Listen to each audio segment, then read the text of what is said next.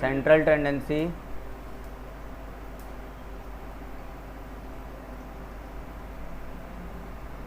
इसमें mean topic चल रहा है।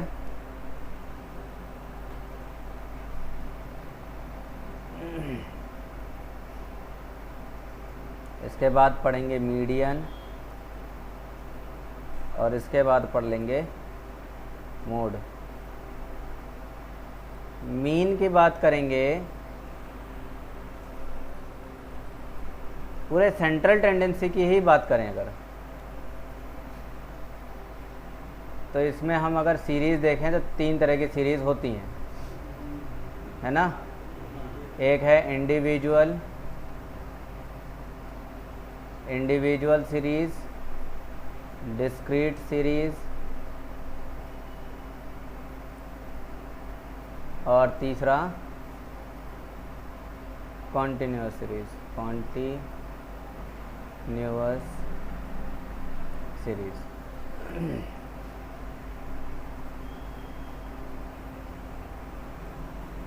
सेंट्रल टेंडेंसी ये तीनों सीरीज़ पर डिपेंड कर रहा है।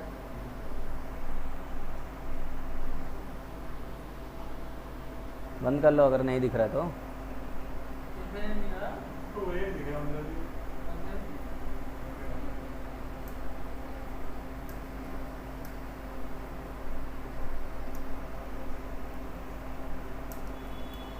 तो इसमें मीन चल रहा है। मीन को कैलकुलेट करने के कुल मिला के 3 मेथड हैं।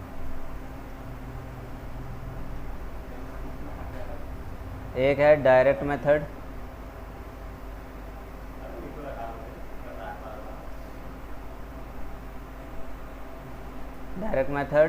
दूसरा है एज्यूम्ड मीन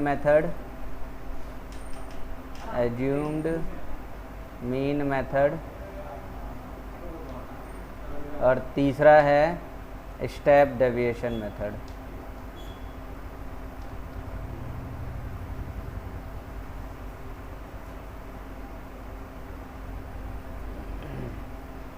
मीन कैलकुलेट करने के 3 method, direct method, assumed mean method और स्टेप डेविएशन मेथड। अब बात करना है कि हमारे पास सीरीज़ 3 हैं, इंडिविजुअल सीरीज़, डिस्क्रीट सीरीज़ और कॉन्टिन्यूअस सीरीज़।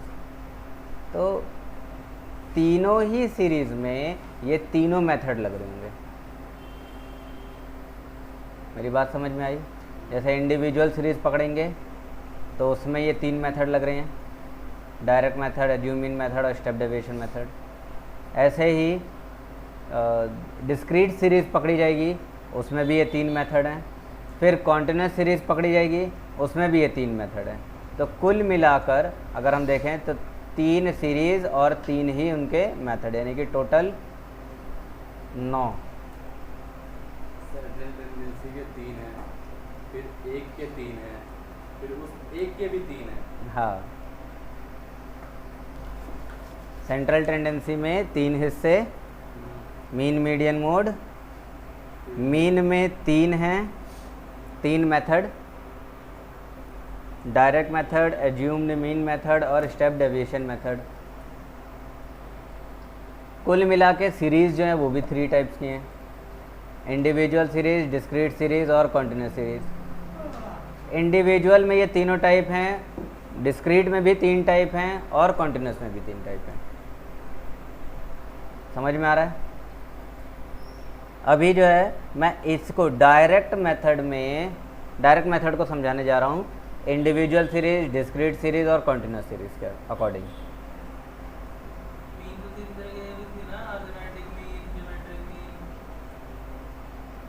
वो टाइप्स हैं। अभी हम सिर्फ यहाँ पर अरिथमेटिक मीन के बारे में ही पढ़ रहे हैं, ठीक है। तो आज सिर्फ फॉर्मूले लिखवाते जाऊँगा। ध्यान रखना कि मतलब क्वेश्चन अगर करवाने लग गया तो हो सकता है थोड़ा टाइम ज़्यादा लग जाए। सबसे पहले जो हमारे पास सीरीज़ है वो है इंडिविजुअल सीरीज़।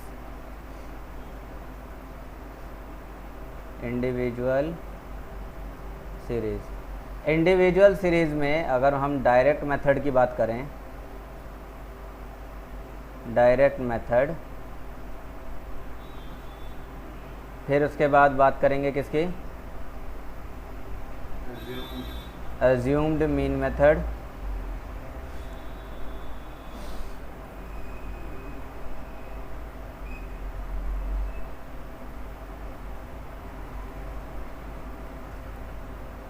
और एक थोड़ा और अच्छे से अगर कर दें, इंडेक्स जैसा बना ले तो ज़्यादा अच्छा है ना, एक ही जगह पे सारा बन जाएगा, क्यों फालतू में बार बार करते रहें। क्या करें, ये जो इंडिविजुअल लिखा है, इंडिविजुअल सीरीज़, उसको हम यहाँ पे लिख देते हैं। बोलो कोई दिक्कत आएगी? तीन ही तो मेथड हैं, ये तीन मेथड यहाँ हो जाएंगे। स्टेप डेविएशन मेथड, ये जो इंडिविजुअल सीरीज़ लिखी है इसे मैं यहाँ ना करके और इधर लिख दे रहा हूँ, ताकि ये बढ़िया से कायदे से एक हिस्से में बदल जाए।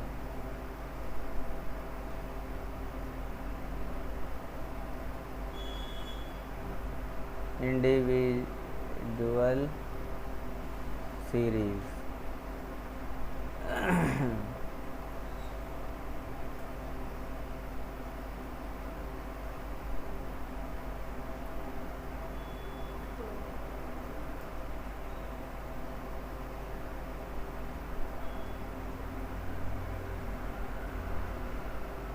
दूसरा आएगा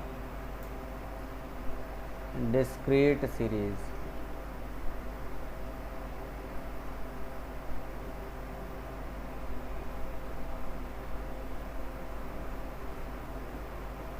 और तीसरा मिल जाएगा कॉन्टिन्यूअस सीरीज़।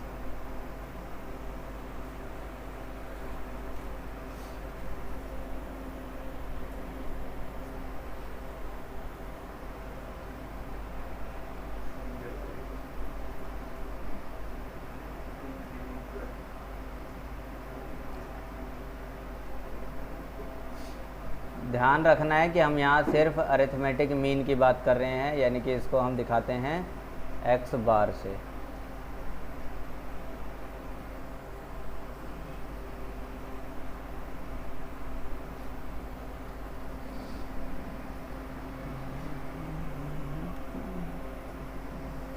गैपिंग अच्छी खासी दे के चलना, कितना गैप देना है ये अगर नहीं समझ में आ रहा तो चाहो तो ब्रेक कर सकते हो, मैं सारा लिख लूँ उसके बाद ही लिखो, क्योंकि इसमें काफ़ी सारी चीज़ें मैं लिखता चलूँगा। देखिए डायरेक्ट मेथड मैंने पिछली क्लास में बता दिया था, मीन निकालने का फॉर्मूला, मीन यानी कि x बार है,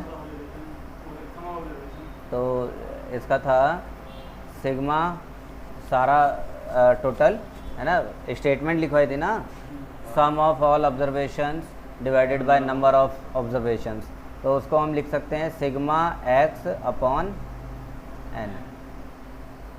ऐसे ही डिस्क्रीट में तो इसमें फ्रीक्वेंसी आ गई थी, तो sigma fx upon sigma f या n, एक ही बात है, सिग्मा f का मतलब n ही होता है। और कॉन्टिन्यूअस सीरीज़ में भी एक ऐसा ही कुछ फार्मूला लिखवाया था, सिग्मा fx अपॉन में सिग्मा f। इंडिविजुअल सीरीज़ किसे कहते हैं, डिस्क्रीट सीरीज़ किसे कहते हैं, कॉन्टिन्यूअस सीरीज़ किसे कहते हैं, इसमें कोई कन्फ्यूजन तो नहीं है? लास्ट क्लास में इसे अच्छे से समझा दिया है।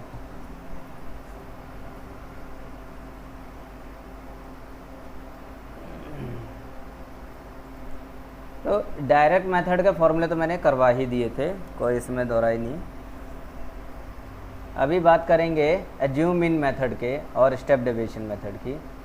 तो अगर हम इंडिविजुअल सीरीज़ के केस में देखेंगे तो एज्यूम मीन मेथड आएगा सिग्मा एफ, एफ कहाँ से आ जाएगा, इंडिविजुअल में है ही नहीं है,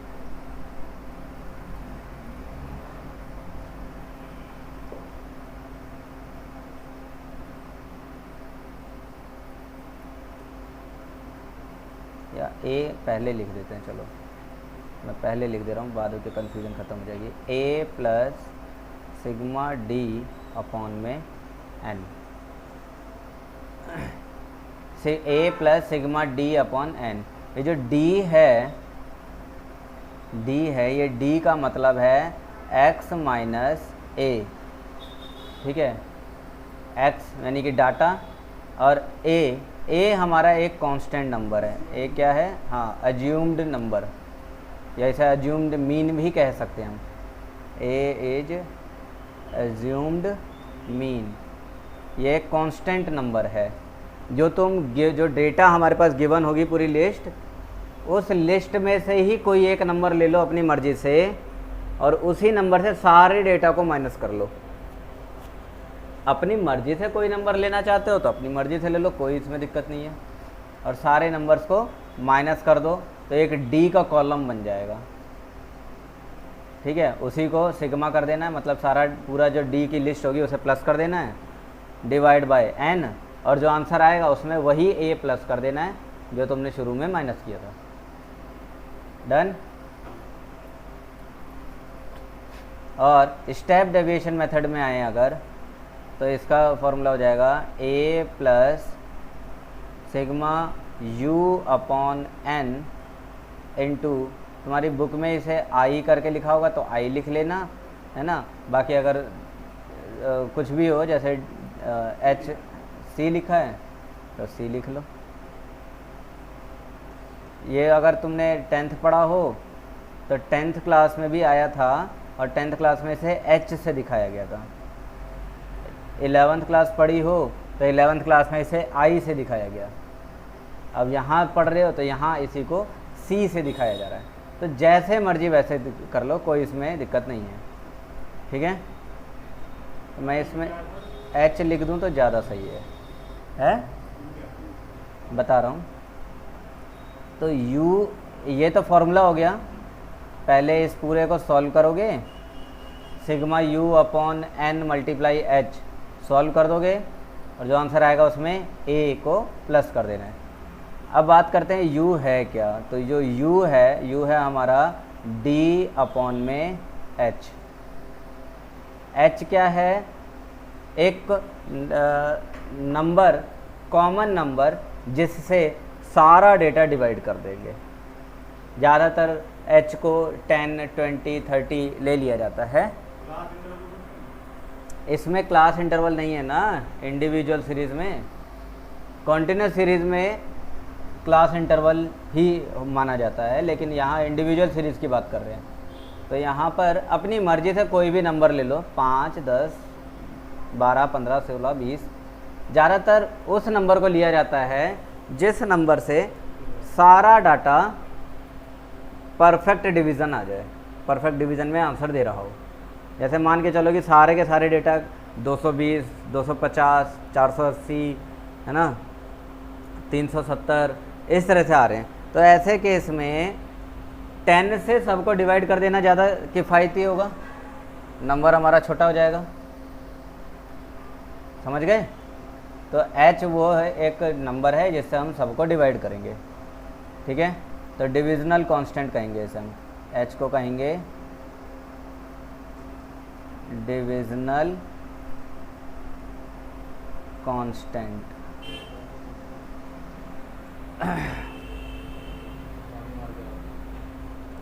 क्या हो गया? ज़्यादा राहत मिल गई।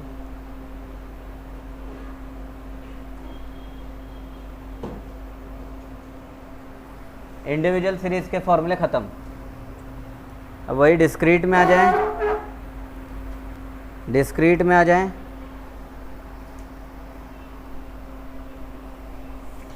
डायरेक्ट मेथड का तो फॉर्मूला है ही। एज्यूम्ड मीन मेथड में आ जाएं तो इसके लिए फॉर्मूला आ जाएगा a plus sigma F D upon sigma F. D क्या है वो मैंने बता दिया है। और स्टेप डेविएशन मेथड में आ जाएं तो इसमें आ जाएगा a plus sigma F you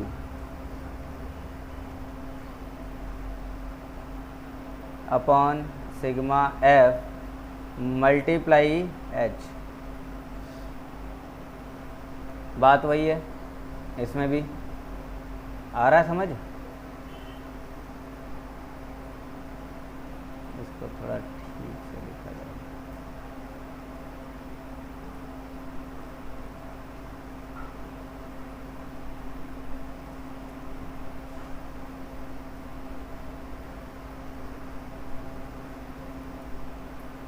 continuous series के लिए भी फॉर्मूला यही है,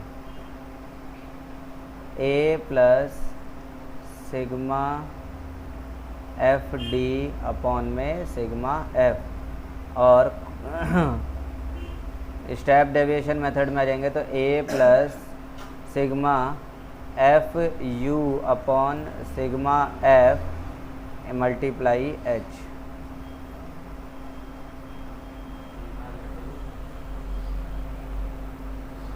फॉर्मूले सब में देखोगे सेम ही हैं, तो फिर बात आती है कि मैंने लिखवाया क्यों सारा। वो इसलिए क्योंकि क्वेश्चन की रिक्वायरमेंट अलग हो सकती है। फॉर्मूला तो वही है लेकिन क्वेश्चन का फॉर्म अलग हो जाएगा।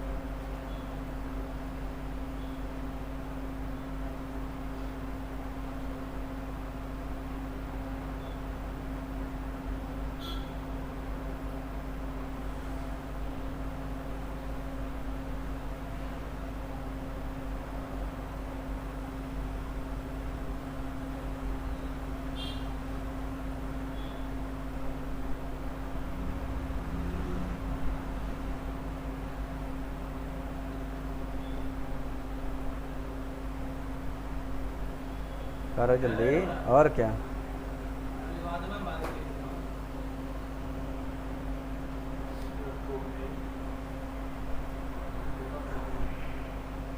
जब यहाँ मीन का सारा खेल ख़त्म हो जाता है तब शुरू होता है दूसरा नया खेल। यहाँ तो सारे यही हैं। देखो फॉर्मूले का लिखित चेंज हो सकता है लेकिन उसका जो मीनिंग है वो चेंज नहीं है, मीनिंग सेम है। एक एग्जांपल के तौर पे बस इसको देख लो ओरली, मैं इसे सॉल्व नहीं करवाऊँगा अभी, ठीक है। क्वेश्चंस कुछ जब करोगे डाउट आएंगे तब अच्छे से करवाऊँगा। फिर यह है compute the mean weight of a group of BBA students of saint Xavier college from the following data. ये डाटा दिया है 44 से 48, 49 से 53, 54 से 58, 59 से 63 और 64 से 68 और 69 से 73। कंटिन्यूस सीरीज़ है लेकिन उसमें भी एक डिफरेंट टाइप की सीरीज़ है ये। कंटिन्यूस सीरीज़ की मैंने कोई खासियत बताई थी? नहीं बताई? यहाँ नीचे कूद के और ट्राई कर लेना चाहिए तुम्हें।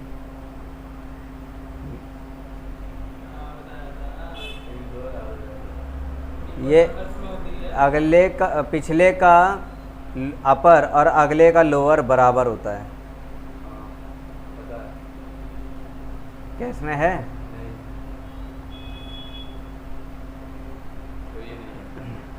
ये कॉन्टिन्यूस सीरीज़ है लेकिन कॉन्टिन्यूस में भी एक तरह की अलग टाइप की सीरीज़ है, एक्सक्लूसिव सीरीज़। इसे हम इंक्लूसिव सीरीज़ में कन्वर्ट करेंगे, ठीक है। तो करेंगे बट यहाँ पर बिना कन्वर्ट किए भी सॉल्व किया जा सकता है, इसलिए बिना कन्वर्ट के सॉल्व कर दिया है। हाँ 0.5 अगले वाले में, मतलब एक ऊपर एक नीचे है ना, इस वाले में 0.5 बढ़ा दो और इसमें 0.5 कम कर दो, बराबर हो जाएगा। खैर, तो वो तो करते रहेंगे। अभी क्या है, सॉल्यूशन देखना है हमें। हमारे पास टोटल स्टूडेंट्स कितने हैं, तो यहाँ पर यही है 3 4 5 7 9 और 8, यही तो टोटल स्टूडेंट्स हुए। तो इनके ये तो हमारे क्लास इंटरवल की लिस्ट होगा, ये नंबर ऑफ़ स्टूडेंट्स, ये हो गया हमारा x के लिए और ये हो गया f के लिए। तो इससे जब x निकाला जाएगा, x निकालने का तरीका मैंने बताया ही था, अपर प्लस लोअर अपॉन में 2, दोनों को प्लस करा 46 51 50, ये सारी चीज़ें कुछ ऐसे करके आ गई।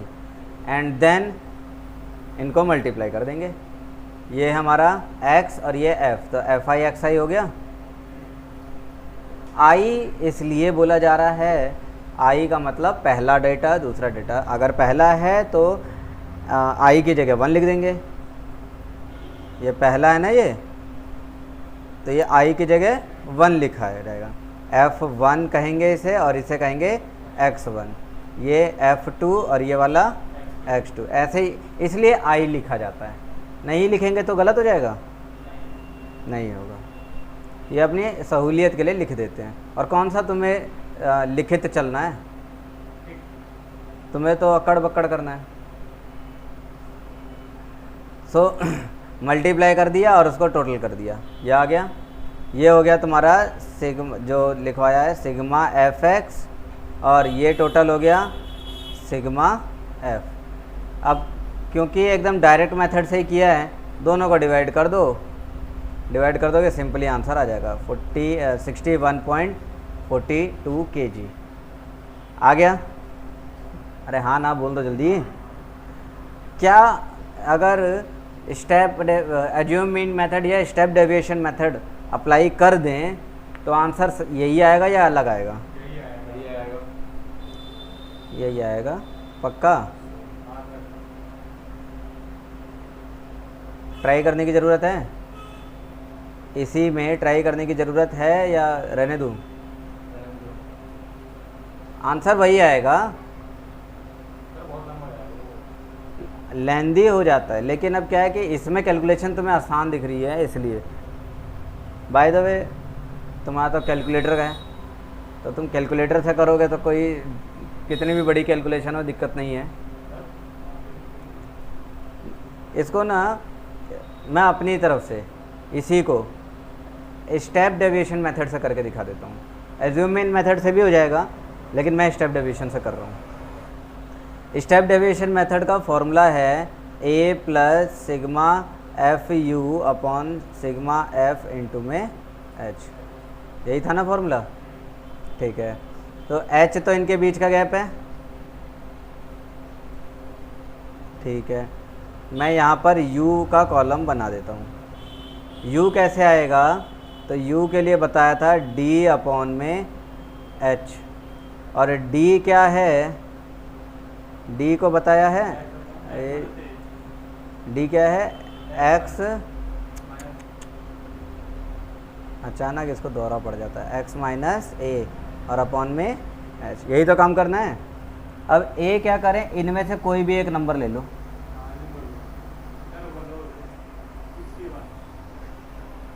61 ले लिया, ये हो गया हमारा a। क्या सभी में गैप बराबर है? इधर 4 सब में 4 का गैप है, तो बराबर ही है। तो अगर हम इसे सॉल्व करेंगे तो देखो इसका आंसर क्या आएगा। इस वाले का क्या करना है? x माइनस ए मतलब 46 माइनस 61 और डिवाइड 4,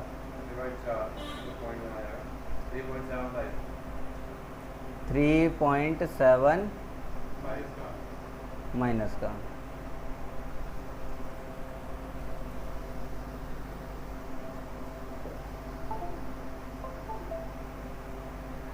इसमें और डिवाइड 4,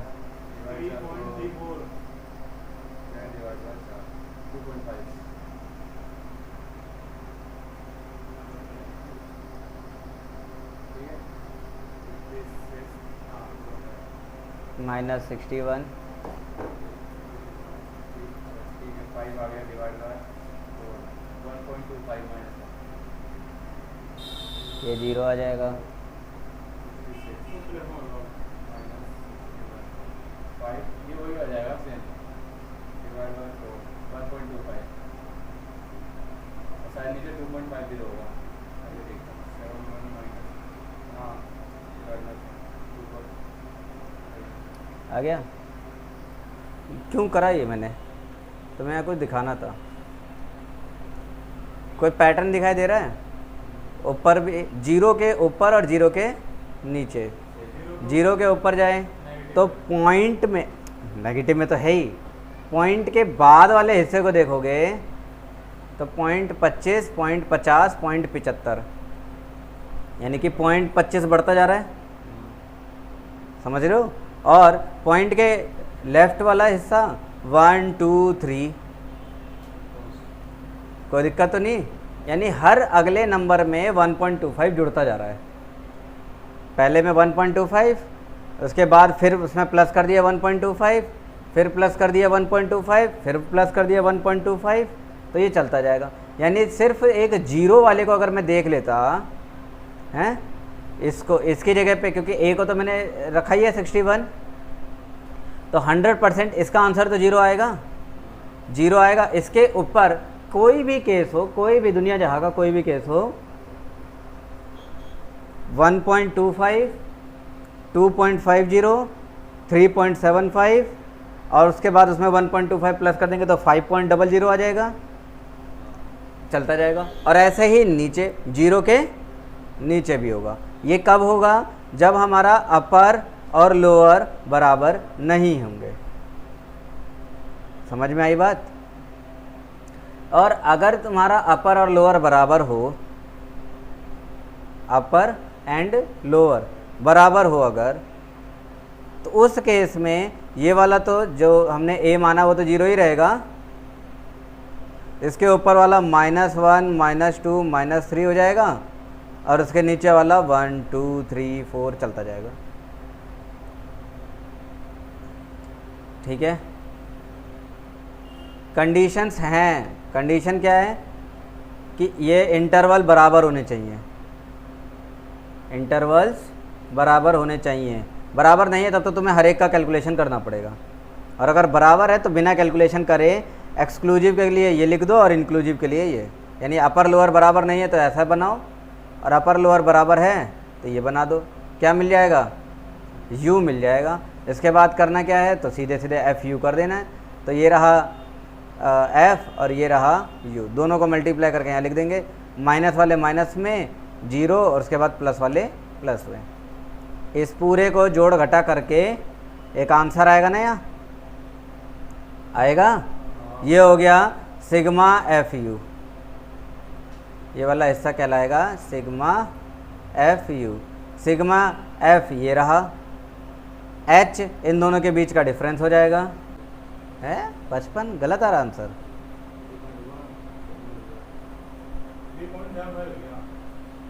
ये वाला 3.75 मल्टीप्लाई 3। अच्छा मेरा पतन क्यों आ रहा था पता है? मैंने शायद 7 नहीं जोड़ा था शायद। तो इनसे आप लिखना जरा 3.75 into 3 11.25 माइनस। तुम्हें मैंने m माइनस एम प्लस सिखा रखा है। वही डाला था मैंने, वही किया था। इसमें माइनस भी तो है, ये इसमें नहीं किया मैंने। सर इवन सेकंड में से वो 3.75 आएगा, माइनस का पहले होगा माइनस इसे माइनस, फिर 2.50 इंटू 4, ये तो माइनस का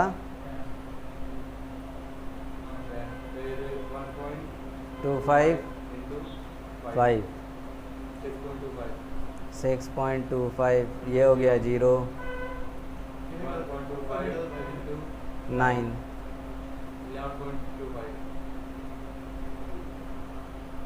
11.25 और 2.50 इंटू 8 20।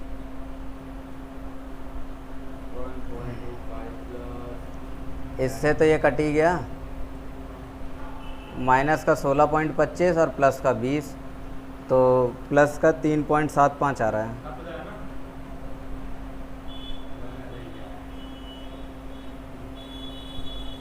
अब प्लस का 3.75 इतना ही आ रहा है ना, और डिवाइड में 36 मल्टीप्लाई गैप 4, और जो आंसर आएगा उसमें प्लस कर देना है 61। पहले इसे सॉल्व करो और उसमें 61 प्लस करो।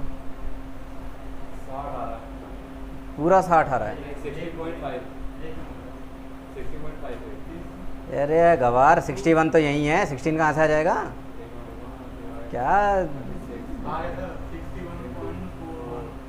416 मतलब अप्रॉक्सली तो 61.42 ही आ रहा है। क्या तुम लोग भी मतलब 60 जोड़ दिया ना, 60 खैर,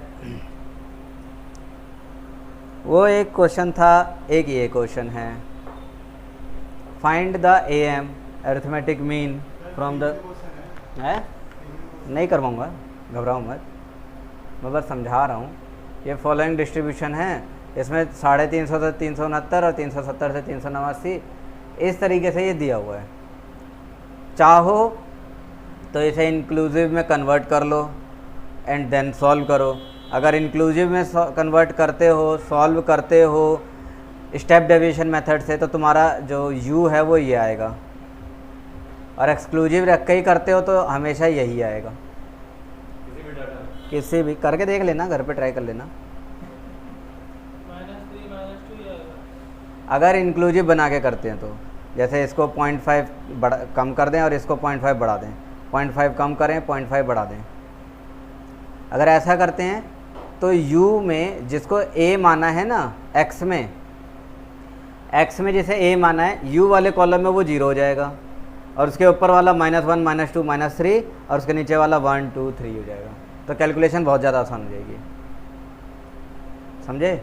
डायरेक्ट मेथड को इसलिए जल्दी प्रेफर नहीं करते, क्योंकि डाटा जब बड़ा होता है, देखो ये आ गया, डाटा जब बड़ा होता है तो ऐसे होता है।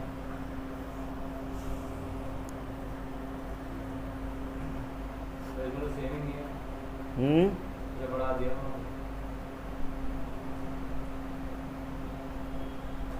खैर, आगे की बात। अब यहाँ पर कुछ मिसिंग फ्रीक्वेंसीज वाली बात है, मिसिंग नंबर वाले। Given that the mean height of a group of students as इतना, कुछ नंबर ऑफ स्टूडेंट्स हैं, उनकी मीन हाइट इतनी है, मीन पता चल गया, कोई दिक्कत। Find the missing frequencies of the following incomplete distribution of height of 100 students. Total students 100 हैं, इसका और इसका फ्रीक्वेंसी दे रखा है, ये दोनों हमें निकालने हैं। तो इसे मान लेते हैं F1 और इसे मान लेते हैं F2। हमें ये F1 और F2 निकालना है। क्यों? अच्छा, वो सीक्वेंस के वजह इसलिए, ठीक है भाई, 3 4 मान लेते हैं, क्या दिक्कत है। लो 3 और ये 4, जिसमें खुशी मिल जाए। खैर कोई बात नहीं। देखो अब जो करना है सो क्या करना है, ना तो तुम इसमें स्टेप डेविएशन लगा सकते हो, लगाओगे तो थोड़ी तकलीफ़ हो जाएगी, और ये एज्यूम मीन मेथड भी लगाओगे तो भी पॉसिबिलिटीज़ हैं कि तकलीफ़ हो जाए। डायरेक्ट मेथड में तकलीफ़ें कम होंगी, कैलकुलेशन ज़्यादा होगी लेकिन तकलीफ़ें कम होंगी। करें ज़रा, इसे सॉल्व करें।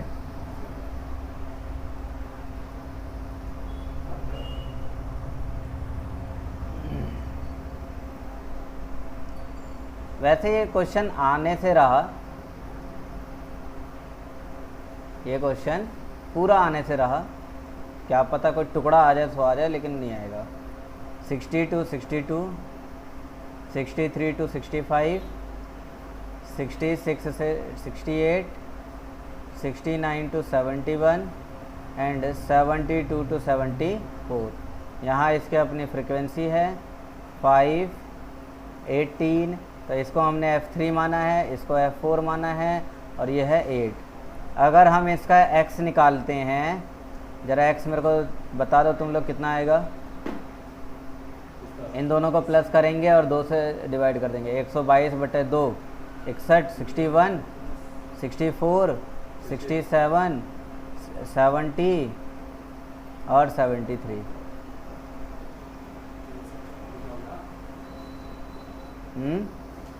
एक्स आ गया ना, दोनों को प्लस करके डिवाइड 2। अरे तो दोनों के बीच में नंबर क्या आ रहा है? दोनों के बीचों बीच का नंबर देख लो बस, पहले का निकालो और दोनों का बीच का जो गैप है वही प्लस करते चले जाओ।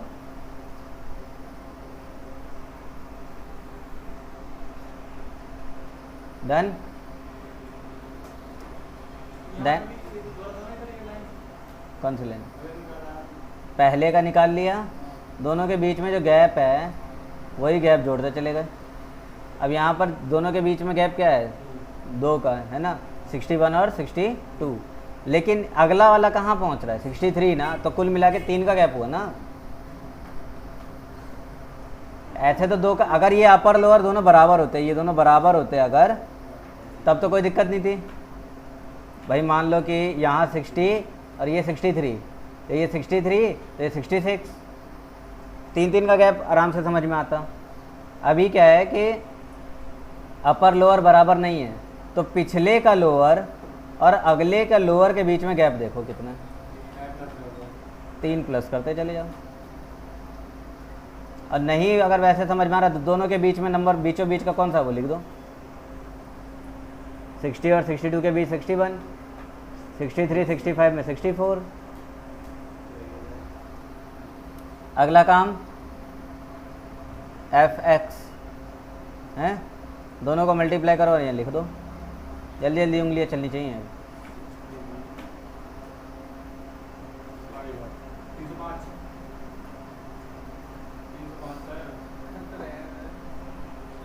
आगे 1152 67 F3, ये तो मल्टीप्लाई हो जाएगा। ये भी मैं ही बता देता हूँ, चलो ये वाला तुम बताओ।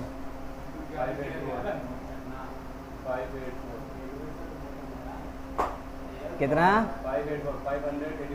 584। अब अगला काम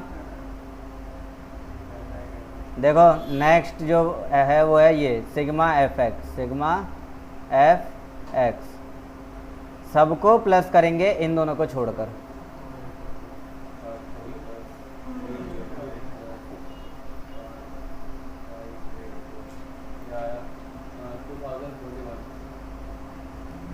$2041 और आगे देखो इधर ये लिख देंगे 67 F3 और इसको लिख देंगे 70 F4।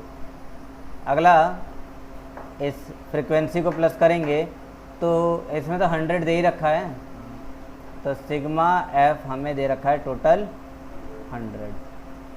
अब यहाँ से खेल शुरू, अभी तक खेल स्टार्ट भी नहीं हुआ हमारा। अब ध्यान से समझना, सबसे पहले हमें सिग्मा एफ 100 दे रखा है, तो हम कह सकते हैं कि ये सारे नंबर 5, 18 और 8 इन सब को प्लस करें तो 100 आ जाएगा। तो लिखा जाए 5 और 18 और 8, 8 8 16 26 और 5 31 31 plus F3 plus F4 equals to 100। तो F3 प्लस F4 उधर जाके ये माइनस हो जाना है, माइनस हो के आंसर क्या आएगा बताओ जरा। 69। Equation number 1। अब दूसरी इक्वेशन इसमें बनाएंगे, क्या है, तो मीन का फॉर्मूला होता है sigma F x upon sigma F. Mean हमें दे रखा है ना क्वेश्चन में 67.54 था, 45 67.45 क्वेश्चन में दे रखा है, तो वही मीन यहाँ रख देना है। 67.45 इज इक्वल्स टू ये हो जाएगा 2041 plus 67 F3 plus 70 F4 divide sigma F तो 100 है, तो इससे जाकर यहाँ मल्टीप्लाई और इससे जाकर यहाँ मल्टीप्लाई।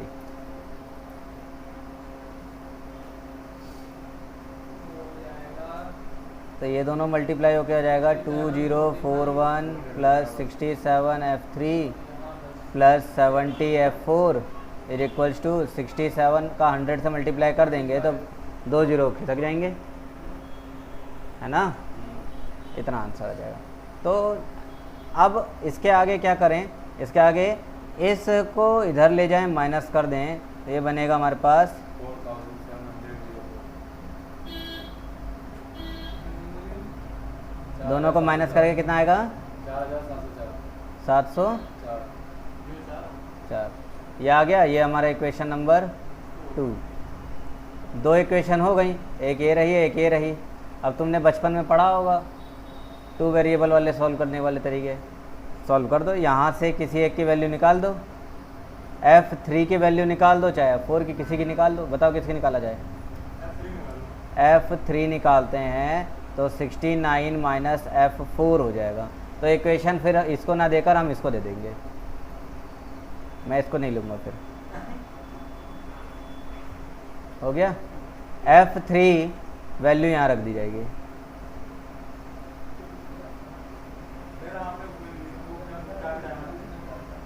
अरे उसको उठा के उधर फेंक दिया ना, F4 ले जाके इधर ले आए तो माइनस हो गया, उधर बच गया F3, बस इतना ही किया। अब नीचे F3 की जगह 69 माइनस F4 रख देंगे, ठीक है। 67 और F3 की जगह 69 माइनस F4 है plus 70 F4 is equals to 704। ये कहाँ चला गया, कुछ मामला गड़बड़ा गया ना, ये क्या हो गया, कहाँ चले गए यहाँ के सारे? इधर भी क्या था 67 F3, यहाँ पर था 6745, फिर 4745, तो इधर 4704। अगला काम, इन दोनों को मल्टीप्लाई करो, 67 और 69, ये बंद करो, 4623। ठीक है। माइनस ये हो जाएगा 67 F4 और इधर हो जाएगा 70 F4 और इधर हो जाएगा 4704। अब फिर से ये उधर जाके माइनस और ये 70 और 67 आपस में माइनस हो जाएंगे। F4 है ना, सेम वेरिएबल है, माइनस हो जाएगा। तो इसका आंसर आ जाएगा 3F4 और ये हो जाए 81।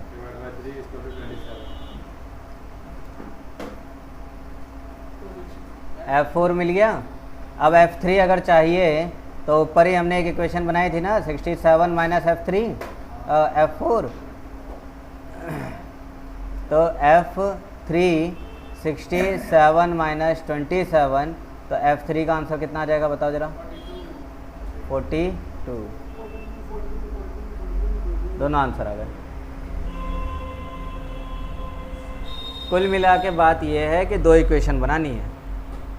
पहली इक्वेशन तो फ्रीक्वेंसी के सम से बन जाएगी और दूसरी इक्वेशन फॉर्मूले को सॉल्व करके बनेगी।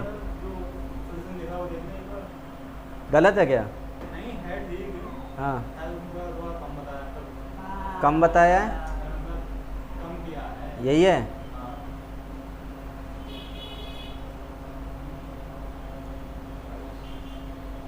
वही क्या जा सकता कर दिया ये तो रहा, पहला ये हो गया, मीन ये दे ही रखा है, इसमें स्टेप डेविएशन वाला फॉर्मूला लगा दिया और सॉल्व कर दिया। मैंने डायरेक्ट मेथड से किया है क्योंकि उसमें कई बार कैलकुलेशन में मिस्टेक हो जाती है बच्चों से, प्लस माइनस की। स्टेप डेविएशन वाले मेथड में ज़्यादातर प्लस माइनस की दिक्कत हो जाती है, बस इसलिए मैंने उसे अवॉइड कर दिया था। अरे स्टेप डेविएशन मेथड से किया है तो सारी डिजिट्स अलग आएंगी। अब यहाँ से कुछ अपने इसके प्रॉपर्टीज़ जो पेपर में आएंगी, ज़रूरी इसके न्यूमेरिकल ज़्यादा टफ नहीं होते हैं मैथ में। टफ अगर होता है तो इसकी थ्योरी होती है। देखो यहाँ property number 1, if all the observation assumed by a variable are constants say K then A M is also K. बोला कि अगर सारे वेरिएबल सेम नंबर आ रहे हों तो उसका जो ए एम होगा वो भी सेम आएगा। जैसे 50 बच्चे हैं, सब के 25 नंबर आए हैं 30 में से, 30 में से सभी के 25 नंबर, तो ए एम कितना आ जाएगा? 25 ही होगा। पहली बात।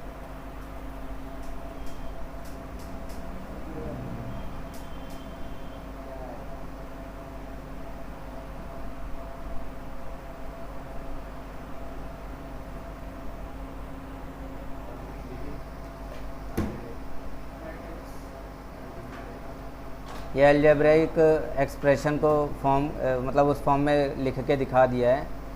अब इसमें जो मुझे बताना है वो है ये वाला हिस्सा, कंबाइंड मीन।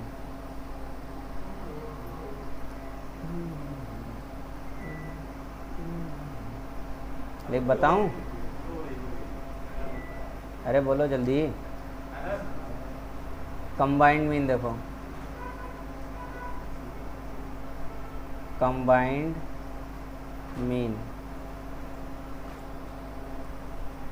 दो डिफरेंट डाटा हैं, दोनों डाटाओं का जो मीन आंसर है वो अलग अलग है। मैं ऐसे बोल देता हूँ, जैसे मान लो कोई क्लास में एक है 12th A, एक है 12th B, दोनों में नंबर ऑफ़ स्टूडेंट्स भी अलग अलग हैं, ठीक है, लेकिन दोनों का इंग्लिश का टेस्ट हुआ 50 नंबर का। तो ए सेक्शन के बच्चे कुछ मार्क्स गेन करके बैठे हैं, समझ रहे हो? 12th A बच्चों के मार्क्स, फिर 12th B बच्चों के मार्क्स। इसके नंबर ऑफ़ स्टूडेंट्स अपने कुछ अलग होंगे और इसके अलग होंगे। ज़रूरी थोड़े दोनों में सेम नंबर ऑफ़ स्टूडेंट्स हों। इसमें हो सकता है कि नंबर ऑफ़ स्टूडेंट्स 60 हैं और 12th B में नंबर ऑफ़ स्टूडेंट्स हैं 50। तो मैं इसे कहूँगा N1 और इसे बोल देता हूँ N2। इसका मीन अलग आएगा और इसका मीन अलग आएगा, या सेम मीन आएगा? दोनों का डिफरेंट होगा। तो इसके मीन को मैं x1 बार कह लेता हूँ और इस मीन को x2 बार बोल दिया, ठीक है। अब अगर मुझे कंबाइंड मीन निकालना है तो इसे मैं लिखूँगा x1 2 पर बार। 1 2 का मतलब डाटा 1 और डाटा 2 को कंबाइंड कर रहा हूँ। तो सिंपली इन दोनों का मल्टीप्लाई कर दो, हैं, N1 x1 बार, फिर इन दोनों का मल्टीप्लाई कर दो N2 x2 बार, और दोनों को जोड़कर डिवाइड कर दो N1 प्लस N2 से। क्या कर दिया यहाँ? देखो नंबर तो हैं और मीन है ना। मीन निकालने का सिंपली फॉर्मूला देखोगे अगर बेसिक तरीके से, तो सिग्मा एक्स लिखना है, एफ लिख रहा हूँ। सिग्मा एक्स अपॉन एन ही तो होता है, यानी sum of observation upon number of observation. तो मीन आ गया। अगर मैं मीन और नंबर को मल्टीप्लाई कर दूँ, जो कि हो ही रहा है, देख रहे हो ना, हो जाएगा, तो क्या मिलेगा? सम ऑफ ऑब्जर्वेशन आ जाएगा। इसका ऐसे ही इसके लिए भी सेम काम करेंगे, तो सम ऑफ ऑब्जर्वेशन इसका भी आ जाएगा, दोनों को जोड़ देंगे तो टोटल सम ऑफ ऑब्जर्वेशन आ जाएगा। हाँ। दोनों को देखो, पहले तो मल्टीप्लाई किया और फिर दोनों को जोड़ दिया तो टोटल सम ऑफ ऑब्जर्वेशन आ गया। फिर इसके नंबर से और इसके नंबर से दोनों को प्लस कर देंगे तो टोटल नंबर ऑफ स्टूडेंट हो गए। दोनों को प्लस कर दिया, टोटल नंबर ऑफ स्टूडेंट और टोटल सम ऑफ ऑब्जर्वेशन, दोनों को डिवाइड कर देंगे तो टोटल मीन आ गया। कंबाइंड मीन मतलब सारा डेटा एक साथ रख के मीन कितना आ रहा है वो हमें पता चल गया। ज़्यादा बढ़िया है। पता नहीं आता। कौन? कॉपी लाऊंगा। कंबाइंड मीन आ गया। इसके बाद जो हिस्सा है क्वेश्चन मिलेंगे उसमें, लेकिन उसका कोई फॉर्मूला नहीं है, वो है करेक्ट एंड इनकरेक्ट मीन। तो वो जब क्वेश्चन आएगा ना तब बताऊंगा करेक्ट मीन और इनकरेक्ट मीन का।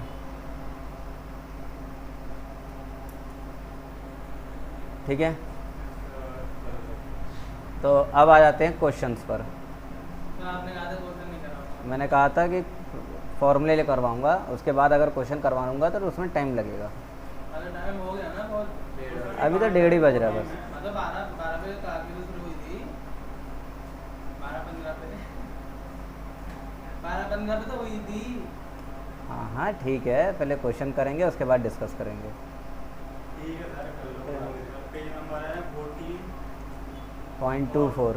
हाँ, ये 2 वही नहीं अरे हम कर लेंगे, हमें डाउट हो तो हम पूछ लेंगे। -4।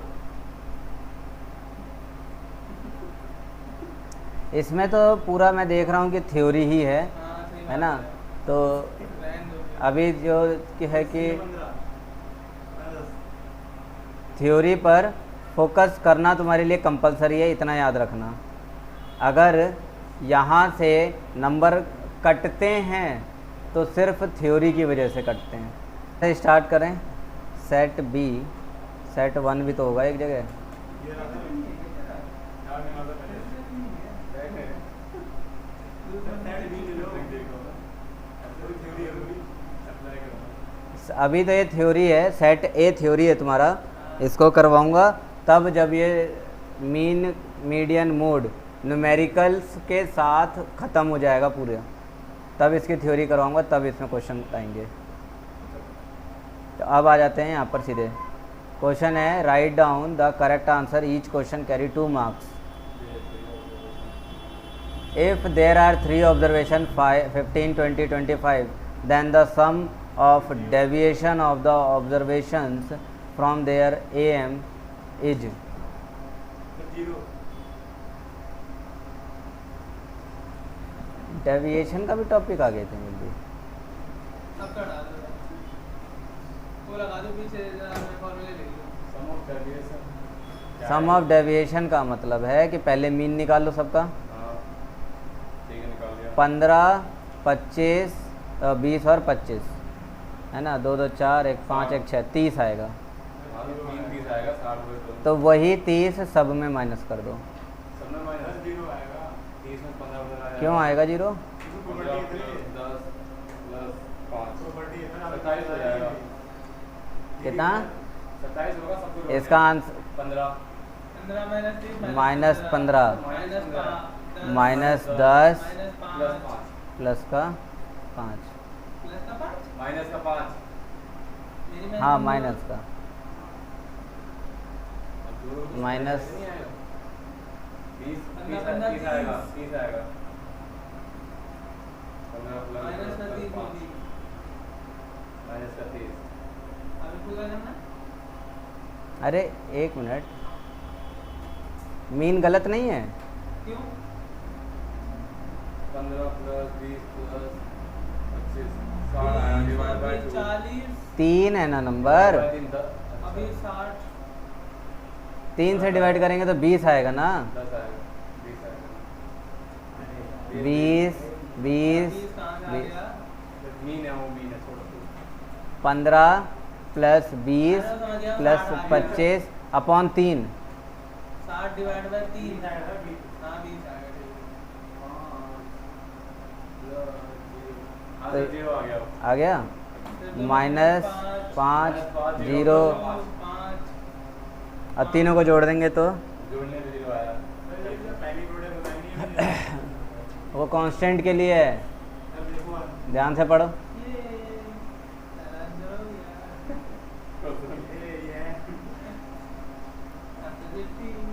ये मीडियन का क्वेश्चन है, ये मॉडल वैल्यू मोड का क्वेश्चन हो गया, जीएम। अच्छा तो अभी इसमें काफ़ी चीज़ें बाकी हैं करवाने को।